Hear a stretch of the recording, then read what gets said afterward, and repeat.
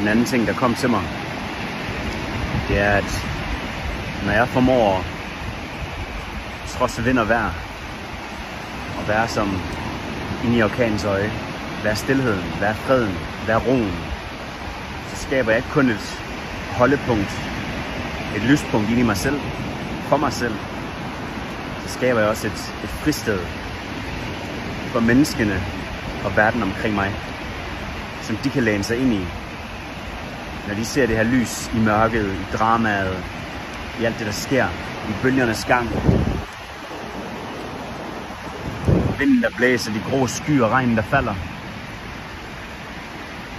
Når et andet menneske, opmærksomt menneske, nærværende menneske, møder eksempelvis mig, der sidder her, som en repræsentant, en ambassadør for indre ro,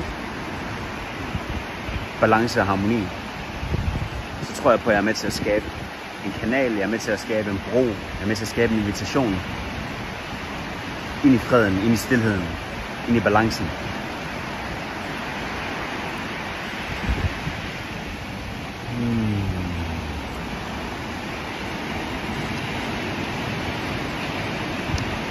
Dejligt at se, hvordan vejen den viser sig for mig, skridt for skridt, mere og mere. Også vejen bare i forhold til netop det her med, hvorfor i alverden skulle man tage hele vejen til Zanzibar, til Afrika, på et tantra retreat, som du kan gøre hjemme på en af de danske smukke øer. For det kan du sagtens, og det skal du være hjertelig velkommen til. Jeg vil bare øve mig på opfordringen. Jeg bad om noget feedback i min gruppe, en private gruppe Tantra Massage i Danmark på Facebook, om at få lidt feedback. Og der var det noget med det her, folk de var meget sådan, hvorfor skulle man tage så langt væk, og der var en masse utryghed og en masse uklarhed, en masse information. En del mennesker følte, de manglede, altså de skulle forklare, hvorfor skulle det lige være der, og generelt tryghed.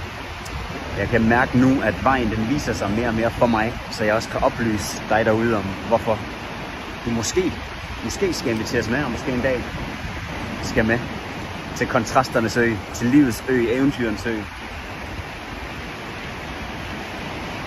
Det nemme svar er bare, at det gør det nemmere. Det gør det nemmere at mærke, hvad tantraen egentlig er.